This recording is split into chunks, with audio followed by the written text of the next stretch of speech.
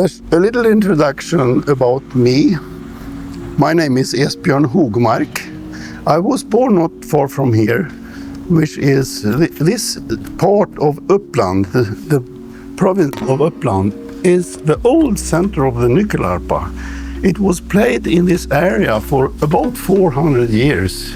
But if you go 200 years back in time, this was the only instrument that people used to play on. No accordions, no violins, no clarinets. That comes later. It comes in the beginning of 1900. And this instrument was, in a way, begin to wane out. But because of Erik Sahlström's innovative reconstruction and adaptation to the modern music, a little bit modern, more clear notes, not so much drone sound and so. He is in one person, the person that got this instrument to survive and to come into the music. And today, this instrument is spread all over the world. I was with him, I would say once a week I visited him for 3 years. And then he suddenly died. So I started a memorial foundation, Erik Sahlström Memorial Foundation. 1992, when he should have become 80, we made a statue. And then we also organized and founded a folk music institute with the name of Erik Sahlström, the Erik Sahlström Folk Music Institute.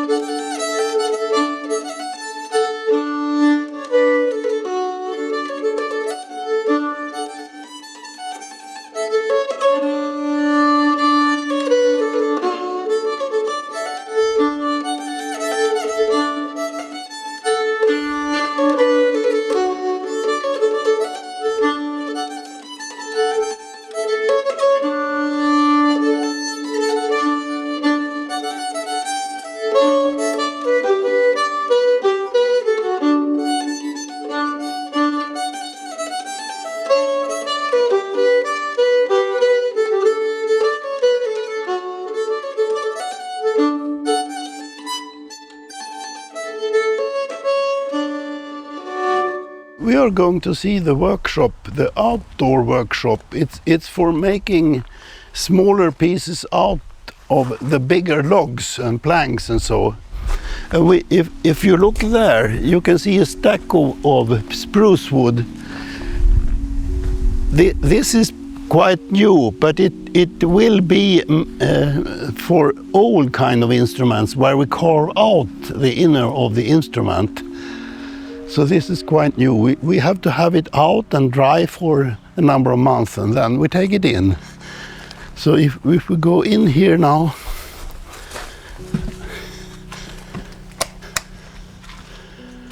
this where you can see all woods. I call them blanks. They are pre-processed to be body of the Nyckelharpa, the up. And further down you can see tops and bottoms stacked with some piece in between. And this is a typical pieces of spruce wood. But then there are 3 different kinds of woods, Swedish wood we use. It's spruce, maple and birch. The birch is for the keys. This is birch wood. We cut out thin pieces for making the keys. This is also for making keys. And you can see this is a plank of birch. It looks not so nice, but it is a super quality in this piece of wood. And the quality is straight grains, easy to carve with a knife, which is the most important thing. And then up here you can see some part will be the neck. neck to a Nyckelharpa. This is the neck part. They are also pre-cut, will be further plain and so.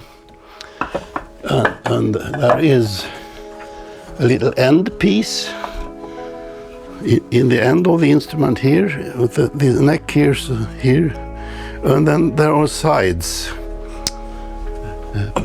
But now we can go the stair up here. I also made everything myself. I made this staircase. I have to. So up here I have workbenches I can have 4 students, which I used to have this time of the year, but just now that we don't have anyone. But I have had up to 4. Normally I have 2 students for, say, 5 to 6 weeks or 1.5 months or so. This is the door to the real wood storage. First I have very good spruce planks, 4-inch thick, between 6 and 7 meter long, and without the edges not cut. So this is wood for a number of 100 instruments for the body, not for the bottom, just for the sides and the necks. And you can see it's open, so it follows the temperature in the winter and in the summer, just like the violin makers do in Cremona and Mittenwald. They store the wood out in the garden. It's good if the temperature pumps something in and out in the wood, and the moisture goes in and out. So they become very stable. And the spruce can become so hard, you can't put a nail, it's so hard. In Mittenwald, if you bought wood for the tops and the bottoms to the violin, if it is 10 years old, it costs double so much, as much as when it was taken raw. This is the Swedish very nice spruce, and you can see the grains here. The core of the plank is here, and we can take out some bottom part here, but we can also use it for the sides and necks. And anyway, this is Swedish-made workbench. I used to represent these companies, the Swedish manufacturer of workbenches. You can have a look here also, because I used to have my students sleeping here. So this is also a picture. That's a picture of an old Erik Sahlström and one of his very last instrument. And if you want to have a nice picture, both me and my brother, we are painters. We paint nature. So that's my brother, twin brother, Sture. He makes really nice paintings. And that is from Dannemora Lake. From just close to that lake, I have taken many big logs from spruce. I was very much in athletes running. I was a pole vaulter. I was in the Swedish team. I did 3 Swedish competitions for Sweden. And then I was also throwing the hammer, you know. I have a district's championship in hammer, throw the hammer and the pole vault, and also in heavy weightlifting. It's so stupid. I was really strong. I was also in gymnastics.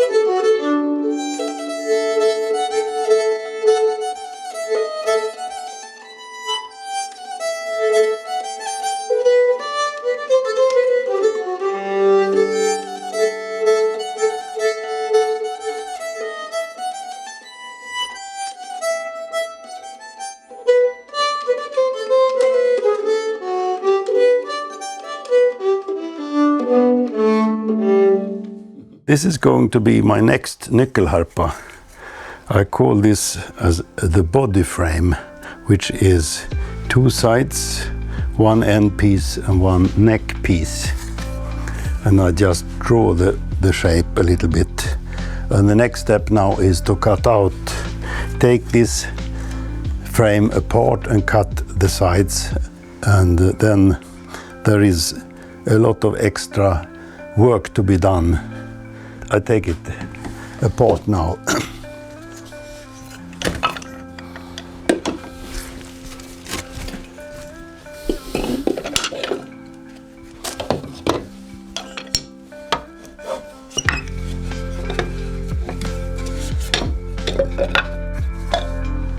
So I'm going to cut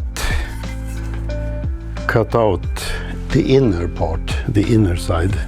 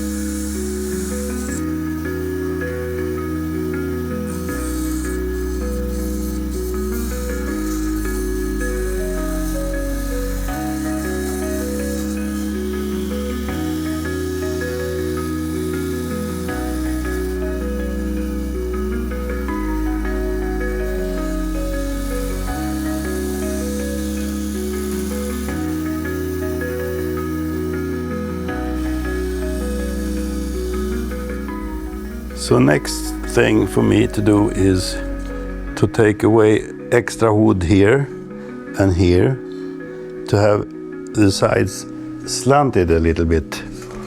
I'm just going to put the pieces we just cut in the band machine together again so you can see what is the next step in the making process. First I have to put my clamps in the position, so, and I have this little end piece with this clamp.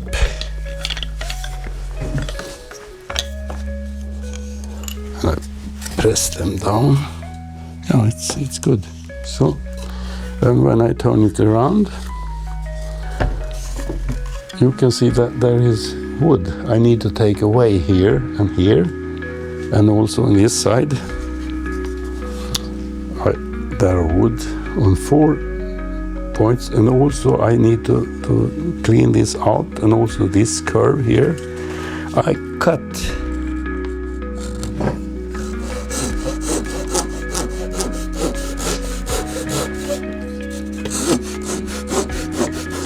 just a little, and I take another cut a little bit away.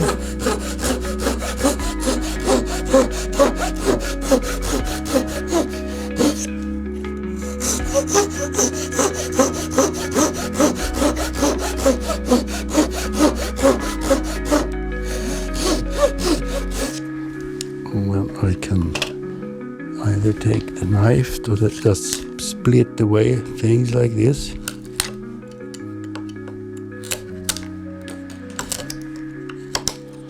I now go with the chisel.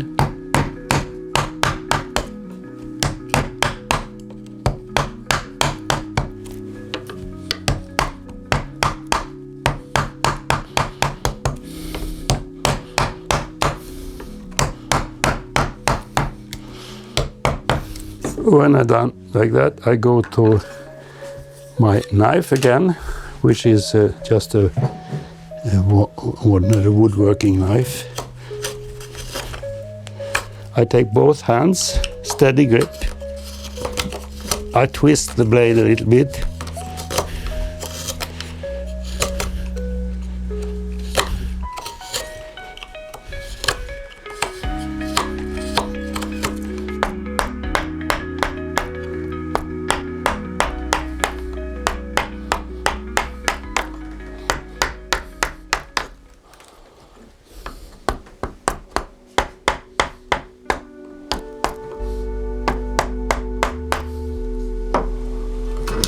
The knife again.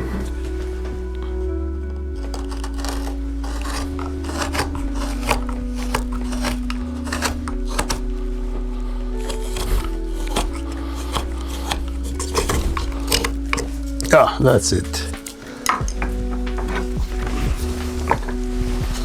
And this should line with the neck here. Now it's lining with the neck. You can see there. What I can do is we have to carve out this round thing. It goes like this. It goes on the other side too. So.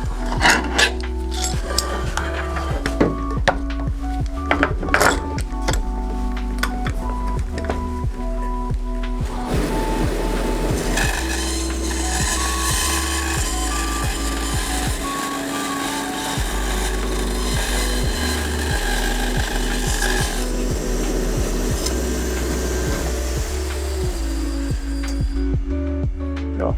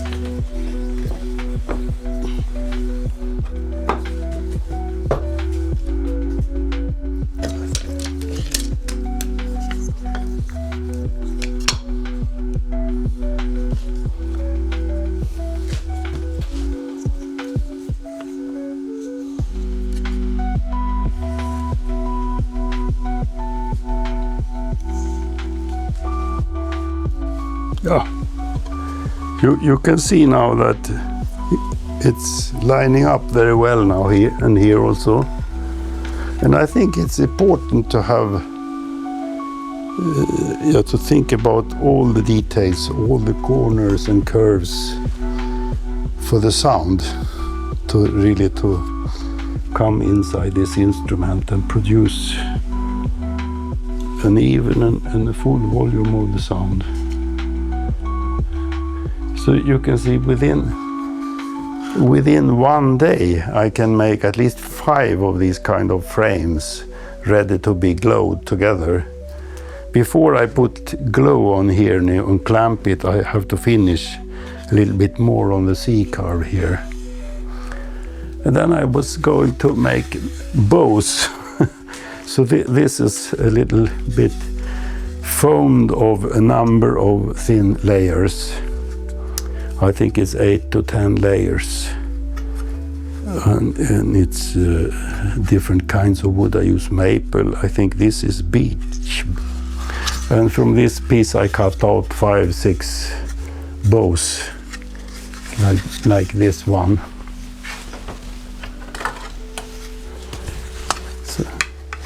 So they are taken from another. And to make On the instrument, that there is a tail piece. If I turn it around, this is upside now. There is a tail piece here.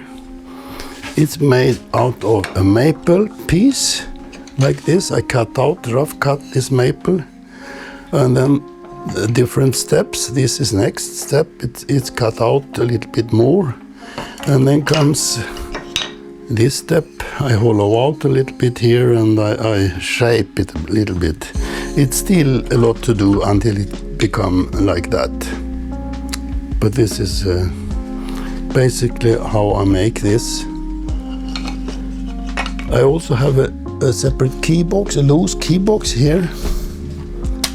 And just to show the keys, there are 3 levels of keys. If you have the light enough here. 3 rows, we call it rows. And we have 3 melody strings that comes up here. And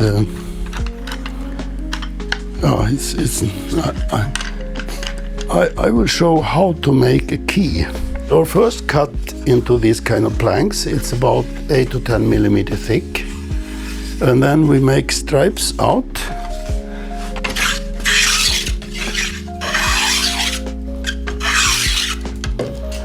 And I have also to clean the bottom side.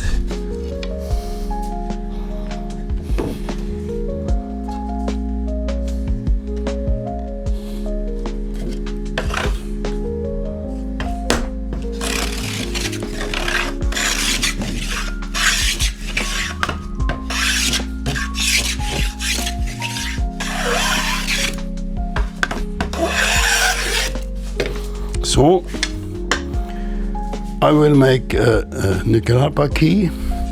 I have my Japanese saw. I just cut a piece of wood. I don't measure now, but I can take, say we take a key like that, in this length. I just cut it off. So then I have to make the neck of the key and the stop here, which I can just randomly do like this side.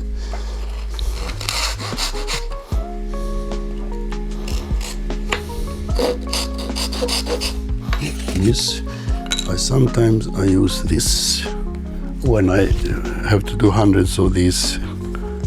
I don't want to kill myself. So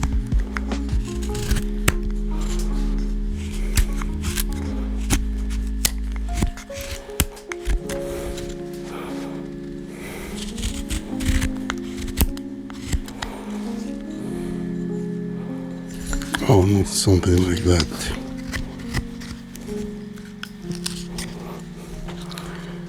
Four stripes or grooves, I don't know what to call it. But before I do that, I go down like this.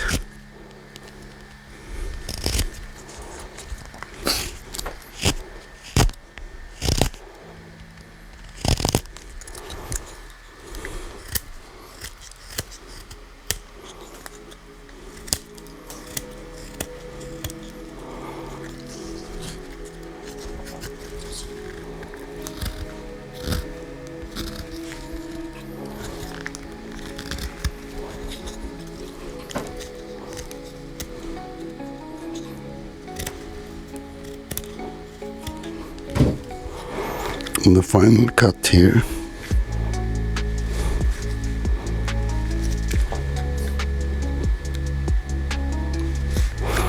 This is probably not my very best, but good enough. Oh, like that. That it is head of a Hogmark key. And then we have this. How to make a tuning peg. This is my dimension, my design. And I cut very quickly in the bandsaw like this. And you see it's a square here. So I start to make it round.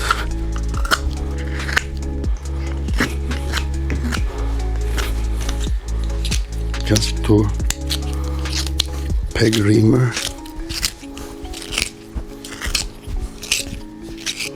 Yeah, I stop there. You can see this one is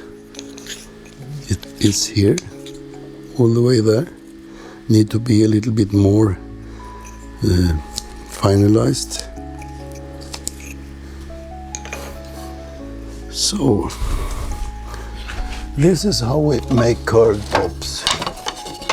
This frame here that has the curve, it has a radius of 270 millimeter. That is what we use today. 270 millimeter radius on a standard Nyckelharpa, on a standard like this one. This one is ready to be stained. This is ready to be colored. And normally I have a little bit different color on the key box. It could be lighter or darker than that also, so it fits to the instrument. And this instrument should be polished down so it doesn't look so shiny. We don't want them to look too modern and shiny. And you can see my peg here. I can see if one of these goes here. Oh, it doesn't fit in there. I'll put it there.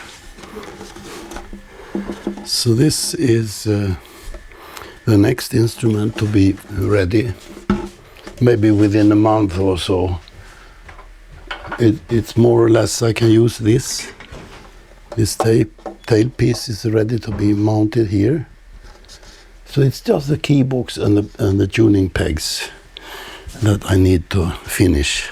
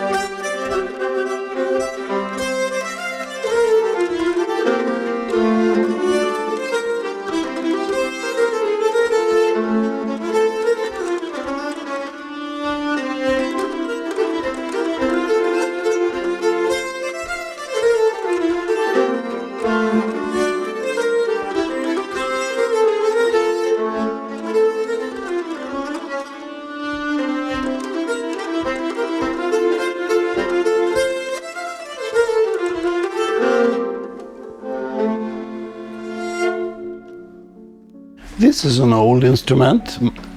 It was made for a left-handed player, and then they switched the box to the right-handed, and it doesn't really work, so I don't play it. This is made by Erik Sahlström, 1976, and this is my from 1978, or 79 maybe, 79. And if we go around here, we have for Erik Sahlström, this he made for me, 1973. No, 1983, I was with him already. And this is another maker, 1994. It's with just one row, but you see there are two tangents on the same key here, which is an old kind of design, the key box. And this is a very old, also with a full chromatic with tangents on both sides here, a bit up. Here there is a violin tuned, very special instrument. You see the strings comes in the key box, in the middle of the key box. So there are 2 rows under the strings and 2 rows above. And it is tuned like a violin. And I made a record with this one a long time ago now. So I made a record that still is available. It was called the Nyckelharpa Now and Then. So this is my very first instrument. And I put it on a display and also on a maker's contest. There was 110 instruments in the contest, and I won with this one. I come the first. It's not so special. It's just spruce, which was not this so popular that year. They more or less copied the violins with a maple in the bottom, and they had, I think it's called alder in the sides and necks. It's quite heavy wood and have no acoustic qualifications.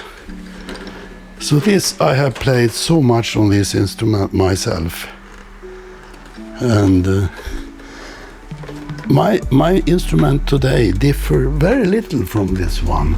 I have small modifications just to make them a little bit aesthetically more comfortable, and no, it's a very little difference. It doesn't weigh so much. That's also something I brought into the Nyckelharpa world, to make them more lightweight. Instead of 2.5 kilo, they weigh 1.5 to 1.9 or so.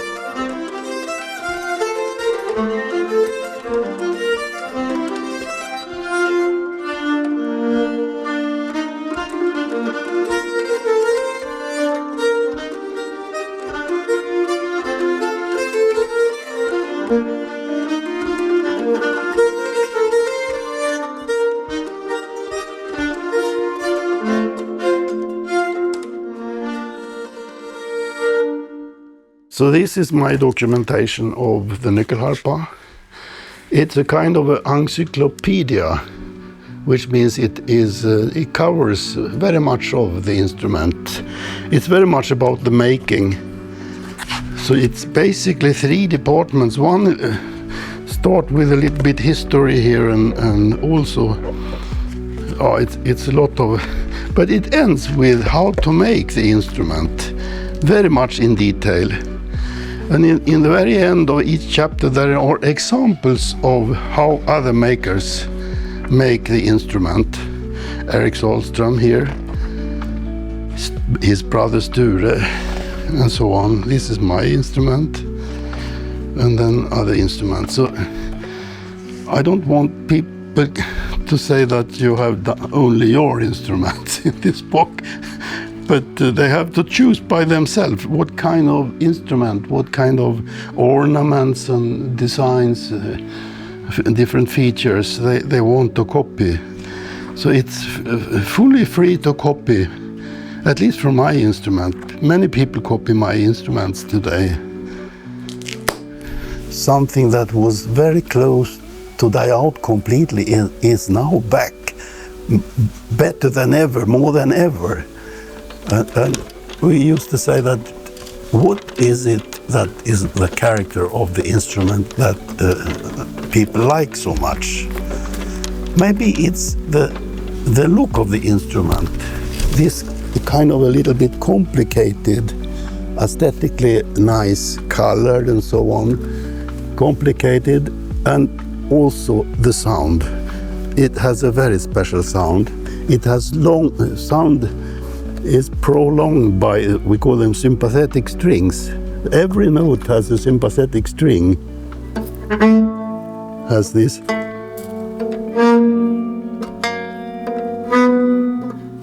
And so on.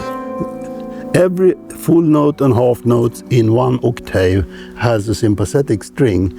And then if we go higher, it is over notes, over tones.